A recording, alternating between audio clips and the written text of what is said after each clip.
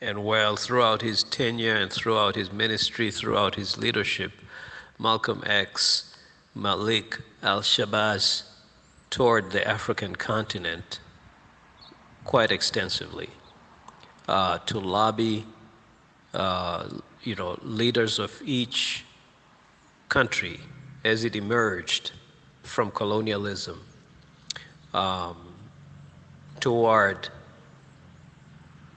the plight of black people in North America specifically. He lobbied quite hard, and what he gathered from all of them was that, they were still trying to get themselves together, recover from the systems of colonialism throughout. That's the first thing. So they had African leadership at that time had very different priorities than to try to take up the issue or welfare of black people in America or the concerns of black people in America. African leadership was just not ready at that time. Also, the second thing that he gathered from particularly Nyerere, Julius Nyerere of Tanganyika at that time, was that, which is true, which is very, very point on, was that Malcolm X, Malik Shabazz, was better off. He did well by informing the African leadership of the situation, or going back there time and again, updating them, or giving them the heads up on the situation of black people in America. He did well by doing that. He's the only person I can think of who toured the African continent quite extensively as he did in his capacity as leader. Okay? But he would have been better off by going to the United Nations, have the United Nations pressure the American government. Because if the African governments themselves took up an issue within America, then they would become a target. They will be singled out by the whatever forces, particularly the Republicans or the racist white right formations within America. They'll be targeted and then drive those countries into turmoil once more. So he was better off, or the African American, he said it himself. He said that quite repeatedly throughout. And soon before he was assassinated, he kept on repeating that we need to now forward our issue with the United Nations. Because according to him, if we take our issue to the United Nations, then we don't give them a chance to single out any single country around the world that supports the cause of the African Americans. And secondly, it puts the issue of African Americans above any nation state. Okay, it becomes an issue of the United Nations. That means it's beyond any one country. Okay, and it legitimizes the African American cause much more than if the African Americans themselves were to seek help from individual countries. Okay.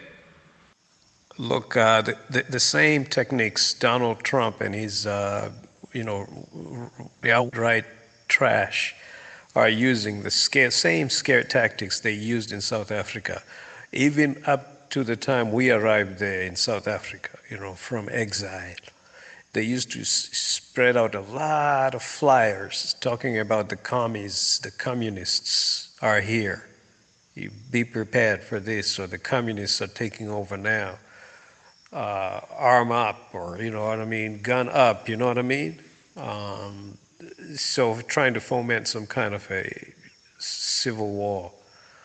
The same thing is going on in America. We have Donald Trump and his bangarang, just trying to stir things up. And I don't think they are able to handle a civil war. I don't think they're fit enough to handle a civil war, and if they keep on, stoking one so hard.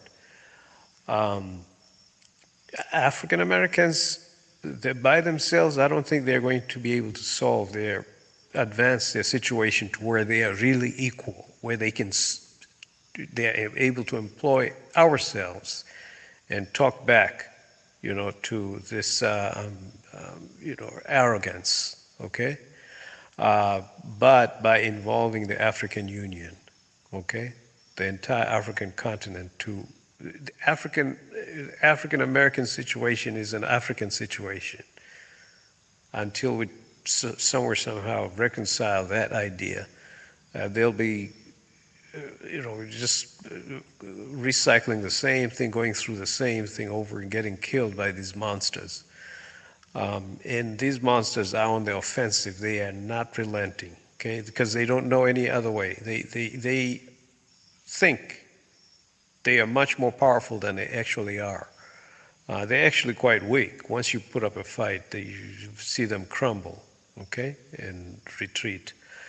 And they're making life miserable for their children and their children's children the more they keep on pushing the envelope like that, okay? Now, I'll tell you the truth, Malcolm X said this quite repeatedly throughout his career, throughout his ministry, throughout his tenure, that African Americans were only able to advance when there was a major catastrophe, pressure that pushed America against the wall, okay?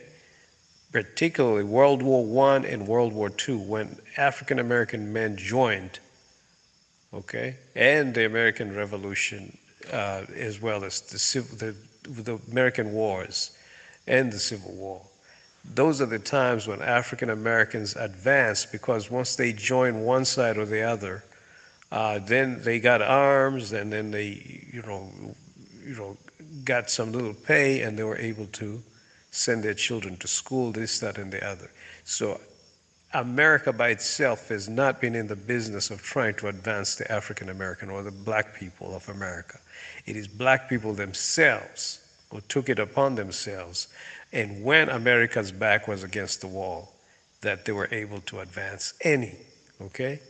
When they joined, the men joined the military and the armies, either the Confederates or the Unionists, and this, that, or the other, okay?